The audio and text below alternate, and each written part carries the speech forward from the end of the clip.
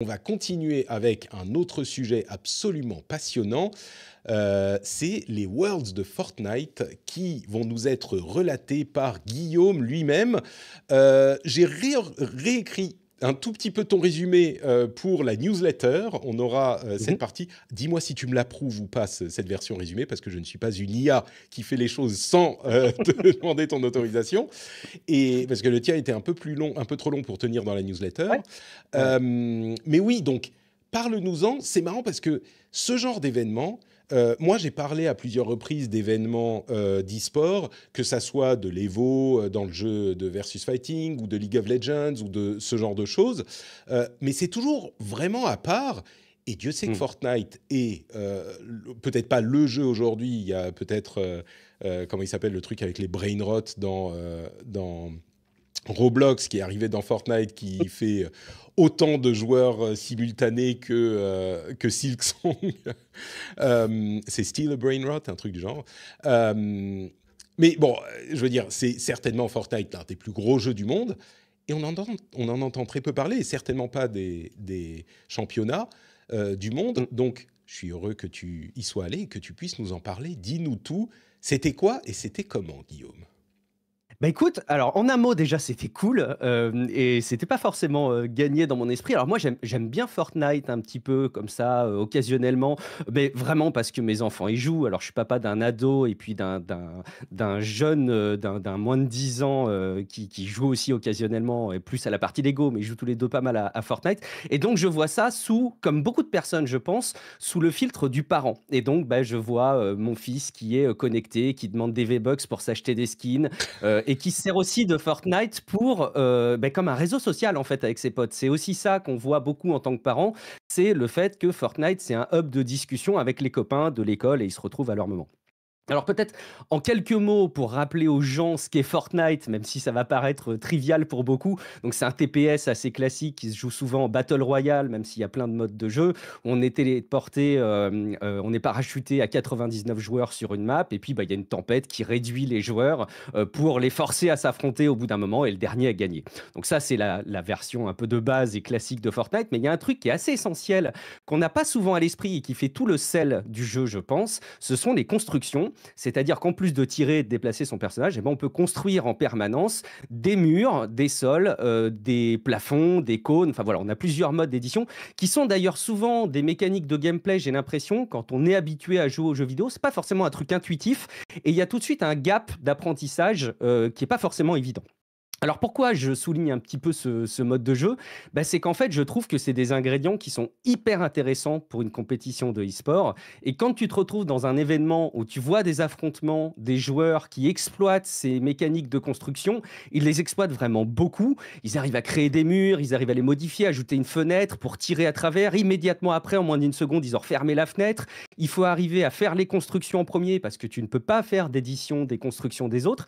C'est vraiment hyper excitant. Alors Je ça peux, demande un petit peu d'habitude, hein, mais oui. Juste pour les gens qui se rendent pas compte, peut-être qu'il y a des gens qui ont essayé Fortnite il y a, je sais pas, 10, je sais plus quand il est sorti, il y a 7 ans, 8 ans, et qui voyaient, ah ouais, Ouais. bon, il y a ce petit aspect de construction. Aujourd'hui, la construction à haut niveau, et même pas à haut niveau d'ailleurs, ça va à une telle vitesse qu'il Ouais, il faut aller voir une vidéo sur la manière dont les gens construisent les trucs carrément. sur Fortnite.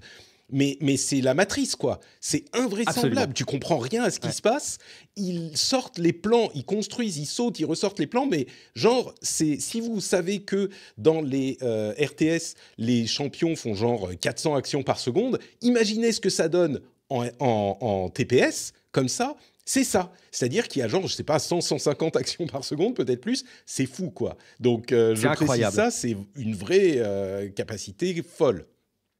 Et c'est d'ailleurs quelque chose qui, moi, pouvait me faire peur et qui peut-être peut représenter un frein pour du grand public qui va s'intéresser à ce jeu en compétition, c'est qu'il faut arriver à le lire. Alors, en fait, malgré tout, on arrive quand même assez vite à le lire et puis il y a les commentaires qui rendent ça assez compréhensible et il y a aussi un aspect hyper intéressant du jeu qui a là aussi une grosse saveur en termes de e-sport, c'est que ça permet de monter très haut sur la map. On n'est pas contraint sur l'environnement qui est proposé au départ du jeu, mais on peut vraiment aller très haut et c'est souvent d'ailleurs la clé de la victoire pour beaucoup de parties de Fortnite, c'est comme ils le disent, prendre le high et comme ils disent, les clés essentielles, c'est prendre le high, don't die, donc aller en hauteur et ne pas mourir. Et celui qui y arrive, eh ben, en général, il gagne la partie. Il faut aussi choisir le bon spawn, donc l'endroit où on va atterrir avec son parachute dans la map. On joue avec la même carte en compétition que n'importe qui joue à Fortnite en ce moment avec le chapitre en cours, c'est-à-dire qu'il y a les mêmes PNJ, il y a les mêmes monstres, il y a les mêmes avantages, il y a les mêmes médaillons. La seule différence qu'il y a en compétition, c'est en gros la tempête est beaucoup plus violente si jamais tu donnes pas assez de dégâts aux autres. C'est pour lutter contre un phénomène qui pouvait y avoir pendant quelques compétitions où beaucoup de joueurs ne faisaient que se soigner en se planquant dans la tempête en espérant survivre le plus longtemps. C'est moins fun, j'avoue. Ça aurait été ma stratégie, personnellement. Alors moi aussi, évidemment moi aussi. Mais là, la fameuse Storm Surge les empêche de faire ça. Ça le rend impossible. Donc voilà, face à moi, à LDLC Arena à Lyon, où avait lieu l'événement, donc pour la première fois en France, comme tu disais, Patrick Cocorico, j'avais donc les 99 meilleurs joueurs qui jouaient en trio. Alors ça aussi, c'est un truc qui m'a surpris. En fait, avant même d'arriver à l'événement, j'étais pas au courant. J'ai dit à mon fils, mais c'est normal que les trios, ils sont pas par équipe. Il me dit, bah oui, c'est la base. En fait, à Fortnite, tu as des équipes, tu as les couleurs de ton équipe, comme les Gentlemates ou Avoc ou les autres, mais c'est pas obligé de rassembler des trios d'une même équipe. Donc c'est d'ailleurs ça aussi qui rend le truc hyper intéressant, c'est que potentiellement tu peux avoir ton chouchou de ton équipe qui est dans un trio, mais qui joue avec quelqu'un que t'aimes beaucoup moins, ou au contraire que t'aimes pas du tout. Et ça donc, peut faire des super teams, quoi. Ça peut faire des super teams ou au contraire des teams sur lesquels il y a une forme d'ambivalence. Je vais pas raconter beaucoup d'anecdotes sur les joueurs, mais il y a notamment un historique sur un des meilleurs joueurs, je crois que c'est un des champions précédents, qui s'appelle Peter Bott, qui était en duo. Auparavant, c'était souvent en duo les championnats de Fortnite. Là, cette année, plus exceptionnellement, c'était en trio. Et il était en duo avec un joueur américano-mexicain qui s'appelle Pollo. Et il y a eu une espèce de drama parce que voilà, Peter Bott, il prenait beaucoup la lumière, il arrivait à faire ce qu'on appelle des clutches, c'est-à-dire arriver à gagner des parties en étant le seul survivant de son équipe. Et Polo était un petit peu plus au second plan. Et on sent qu'il y a une forme pas d'animosité, mais il y a eu une petite histoire de drama à travers ces deux joueurs. Et donc, on voyait pendant l'événement, les deux joueurs n'étaient pas dans le même trio. Et très souvent, Peter Bott était hué par les fans de Gentlemates, qui est l'équipe qui a rejoint Pollo maintenant. Et Pollo était encensé. Ça donne vraiment beaucoup d'énergie. Et quand on s'intéresse vraiment à ce qui se passe dans les équipes, c'est aussi assez fun. Quelques éléments pour comprendre la compète. Donc, c'est 12 parties qui sont réparties sur 2 jours avec 2 millions de dollars qui sont répartis quand même. Le trio gagnant gagne 450 000 dollars. Et puis, on suit l'évolution des points, puisqu'en fait, chaque joueur qui arrive à faire des éliminations d'adversaires et à arriver haut dans le classement gagne des points. Et ce qui fait que c'était vraiment hyper intéressant sur le plan de la compète, c'est qu'il y avait un trio notamment qui était très attendu dans la compétition. Donc tu le citais tout à l'heure, c'était Queasy et notamment Sweezy et Merstage. Donc faut s'accrocher sur les pseudos. Je ne vais pas vous faire du name dropping tout l'épisode, mais quand même ceux-là, vous pouvez les retenir. Qui sont donc il y en a 2 qui font partie de l'équipe de Gentlemates. Je rappelle, Gentlemates, c'est une équipe qui a été créée par des Français. C'est l'équipe qui a été créée de e-sport, qui a été créée par Squeezie et Gotaga, mais qui a une aura dans Fortnite qui est incroyable. Durant la compétition, c'est clairement cette équipe qui crée l'animation, qui hurle vraiment comme des ultras d'un match de foot. Il faut être dedans pour se rendre compte. Si vous aimez l'ambiance des matchs de foot, vous le retrouvez dans les compétitions du e-sport. Je sais, Patrick, que tu l'avais déjà relayé pour d'autres compètes et tu avais parlé de Rocket League, mais ça se ressent aussi beaucoup. Alors, j'avais parlé de Rocket League, effectivement, et surtout de matchs auxquels on était allé avec mon fils de League of Legends, oui, et notamment des show-matchs avec les ultras de Carmine. Et oui, non, mais c'était fou. Ils étaient vraiment dans une ambiance qui était, ça fait tout à fait penser aux ultras de foot. Alors, ils sont un petit peu bruyants, on va dire.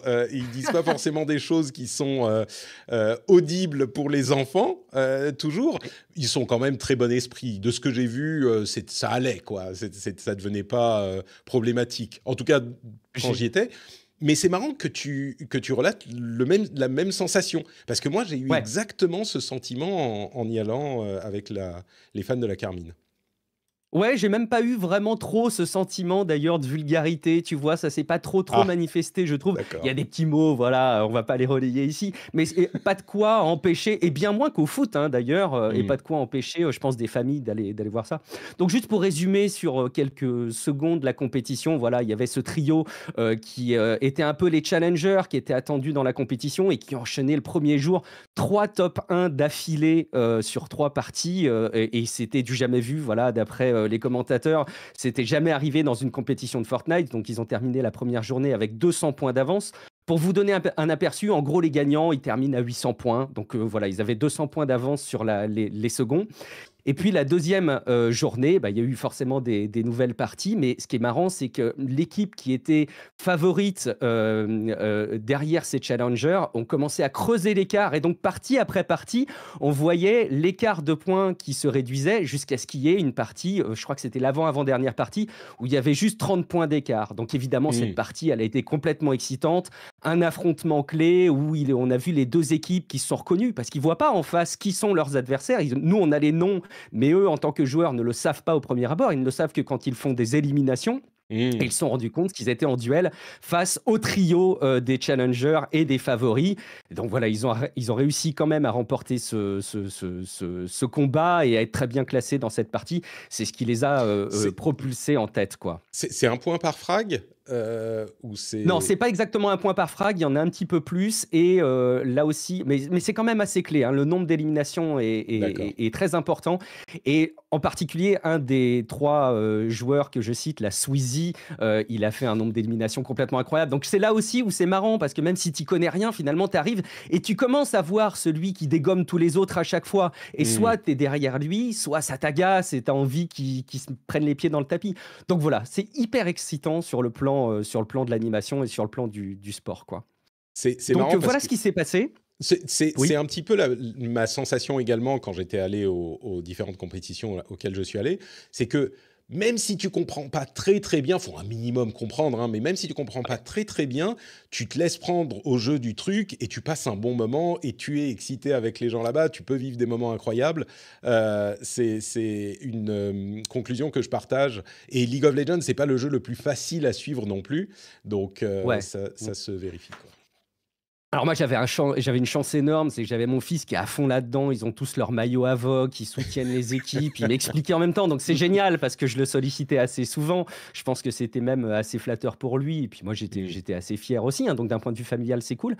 Un point quand même que je voudrais souligner, moi j'ai été marqué dès le début de la compète, je leur ai posé la question à mon fils et aux copains qui l'accompagnaient, s'ils avaient remarqué quelque chose sur le profil des joueurs, personne n'a été. 99 candidats, 99 garçons. Il y Mm. avait mais 0 fille dans cette sélection. J'imagine qu'il y a plein de facteurs hein, qui expliquent ça. C'est en plus particulièrement souligné parce qu'ils utilisent tous des skins de personnages féminins parce que c'est là où les hitbox sont les plus petites et Ah oui. donc voilà, les personnages féminins sont les moins susceptibles de se faire toucher. Donc ça accentue encore plus ce côté un peu sexiste. Je suis pas certain qu'il y ait de fond vraiment dans l'esprit des candidats, vraiment du sexisme exacerbé, mais dans les faits, ça se manifeste quand même. Une deuxième conclusion aussi que j'avais, c'était voilà, le poids de ces équipes et de Gentlemates qui est complètement incroyable. Quand il y a Squeezie, donc là, le YouTuber hein, qui est derrière l'équipe, et Gotaga qui arrivent, qui vont faire un coucou aux fans et aux ultras de Gentlemates, bah, c'est la folie, quoi. C'est vraiment l'ébullition dans le stade. C'est l'ébullition jusqu'en dans les coulisses parce que tu as tout le public qui va essayer d'aller capter le selfie ou la photo avec les joueurs qui Mm. restent assez accessibles et accessibles avec leurs propres parents. Donc voilà, d'avoir la photo en selfie avec Polio, avec le papa de Polio qui est là avec les Mais c'est maillots de l'équipe, ça, je c'est voulais génial, quoi. te poser la question. D'une part, donc, c'est des ados. Ils sont pas majeurs, j'ai l'impression, de ce Il que y je a vois. Il y en a. des ados et des jeunes adultes parmi D'accord. les candidats. Il y a beaucoup en gros, 16-18 ans, c'est un peu le cœur de cible, j'allais dire, des candidats, quoi. Tu disais également que leurs parents font partie du truc et qu'on prend des selfies, pas seulement avec les joueurs, mais avec les parents aussi. Tout à Euh, fait. Ouais. c'est marrant ça, c'est que donc les parents, bon, ils sont à fond, ils sont avec leurs enfants qui sont. C'est pas forcément l'image qu'on a de ce genre de choses. Bon, clairement, ça change aujourd'hui, mais mais oui, donc les parents font des selfies avec les fans. Mais Les oui. fans veulent des selfies mais- avec les parents. C'est quoi cette histoire? Je te dis, le public se bousculait pour aller faire une photo, je te dis, avec Polo, avec le papa de Polo, qui a lui-même le maillot Gentlemates, donc de la team de Polo. C'est marrant, ça. Et c'est fou, enfin moi ça me dépasse. Alors en plus c'est un argument parfait parce que tu as évidemment les ados qui font « Ah t'as vu, regarde les parents du champion du monde, eh ben lui il porte le maillot, il est à fond ». Donc tu vois, ils te mettent un peu le seum pour que tu t'investisses un peu plus. Ouais. C'est très bon esprit. Mais il y a vraiment ce côté, comme tu l'avais très bien décrit par le passé sur d'autres compétitions, e-sport, donc vraiment ce côté sportif avec tout ce qu'on peut imaginer d'ambiance dans un stade, et en même temps une proximité, parce que c'est pas non plus le poids qu'on peut imaginer du foot, une accessibilité des joueurs, c'est un cocktail génial. Franchement, je vous invite, si vous avez des enfants qui jouent à Fortnite ou à d'autres jeux en e-sport, de vous y intéresser avec eux, parce que déjà c'est intéressant, et franchement, si vous avez l'opportunité de les emmener dans des événements comme ça, n'y allez pas à reculons, en vrai, vous allez passer un bon moment. Faut être un peu moteur, mais vous allez passer un super moment, quoi. Du coup, en conclusion, je voudrais te demander, effectivement, comment ça s'est passé avec ton fils? Est-ce que lui, il était content? Est-ce qu'il y a eu des moments bizarres? Est-ce que, je veux dire, cet aspect, là, tu nous as dit comment toi, tu l'as vécu, comment lui et vous l'avez vécu. C'était ton fils et ses potes, c'est ça? Ouais, en fait, ils sont revenus il y a 1 an en apprenant que les Worlds avaient lieu à Lyon, en France, et puis ils sont arrivés en disant hey, on a décidé, on en a parlé ensemble, on ira à Lyon voir les Worlds de Fortnite. Il a quel âge, Donc, ton ok, fils? très bien. Il a 13 ans. Il a 13 ans, Ah il oui, en d'accord, avait donc 12. quand même un petit peu jeune encore. Ouais. C'est un jeune ado. Et Mm. puis, avec des copains qui sont du même âge que lui. Et donc, on lui dit, mais est-ce que tu as une idée du prix des places, de ce que ça nécessite d'aller à Lyon, de l'hébergement, du déplacement, les questions d'adultes. Et en fait, il l'avait pas du tout anticipé. Donc, on a bossé ce séjour à plusieurs parents. Et puis, moi, j'ai levé le doigt pour les accompagner parce que j'en avais envie. Mais ils étaient, écoute Patrick, ils étaient mais maxi excités. Ils sont revenus, on y allait en train. En train, je leur posais la question, je leur disais alors, qu'est-ce que vous avez pensé du week-end? Ils me regardent et ils me font, mais c'était le meilleur week-end de notre vie. Et donc tu te dis, mais attends, mais par rapport à des vacances au ski, par rapport à l'arrivée de votre console, par rapport... Mais vraiment, ils soutenaient. Et je sais depuis qu'ils en reparlent presque tous les jours. Et mon fils me raconte qu'ils sont en train de chanter entre eux, parce qu'en plus, ils sont dans la même classe. Pendant les cours, pendant que le prof a le dos tourné, ils sont en train de se refaire les chants de Gentlemates et d'Avoc et de refaire Quizzy Moustache. Quizzy Moustache. Donc incroyable quoi, enfin c'est vraiment un truc qui l'a marqué, je pense bien plus que je l'aurais imaginé. C'est marrant parce que, alors, mon fils, quand on est allé voir les deux événements League of Legends l'année dernière, il avait 6 ans encore, tu vois, donc vraiment tout petit. Énorme. Mais lui aussi, il a adoré, quoi. Il a adoré. Et puis, c'était très flatteur parce qu'il se sentait un petit peu, peut-être pas adulte, mais il faisait des trucs, il sentait bien que c'était pas des trucs où il y avait beaucoup d'enfants, tu vois, autour de nous. Alors, le premier, c'était jusqu'à une heure raisonnable. Le deuxième, il s'est fini à genre minuit, quoi. Et il n'y avait pas beaucoup d'enfants autour de lui. Encore que, il y avait des parents qui avaient genre leurs enfants, mais leur bébé nouveau-né, tu sais. Et là, tu dis, ça, c'est un peu... Surtout qu'il y avait beaucoup de bruit. Et je lui avais pris genre des trucs pour réduire le bruit et tout. Mais oui, lui, il sentait bien qu'il était dans un truc où c'était un petit peu... C'était pas pour les enfants. Peut-être que le truc de Fortnite, il y avait plus d'ados quand même. Hein. Ouais, je pense que c'était plus ados. Il y avait quelques jeunes enfants, mais... Ouais, c'est ça. D'accord. Et alors, peut-être un petit dernier détail quand même. C'est vrai que c'est marrant parce qu'il y avait, juste en bas de moi, dans les gradins, il y avait un supporter vraiment très soutenu de Gentlemates d'M8. Et derrière lui, il y avait un papa qui objectivement était largué et qui accompagnait un jeune enfant. Et en fait, c'était l'inconnu qui était juste au rang de devant soutien de Gentlemates qui expliquait aux plus jeunes derrière lui, ah oui, tu vois, il se passe ça, tel joueur. Donc il y a une proximité qui se crée malgré elle parmi le public. Bon, franchement, voilà, vous avez compris. Allez-y si vous en avez l'opportunité, c'est vraiment des super événements, que ce soit Fortnite ou d'autres, ça gagne à être connu, quoi. Tu sais, ça fait chaud au cœur que tu aies accompagné les enfants et que vous ayez pu partager ce moment et que, tu vois, vous ayez pu, avec les autres parents, leur offrir cet événement dont je suis certain ils vont se souvenir toute leur vie, quoi. Moi aussi, ça m'a marqué d'ailleurs. Ouais. Il fut une époque où c'était... Des matchs de foot, tu vois, où c'est des vrais gens qui courent, qui font de l'exercice, qui sont pas coincés devant un écran toute la journée. C'est vrai, ça a changé. Le monde a bien changé et continue de changer pour le meilleur ou pour le pire.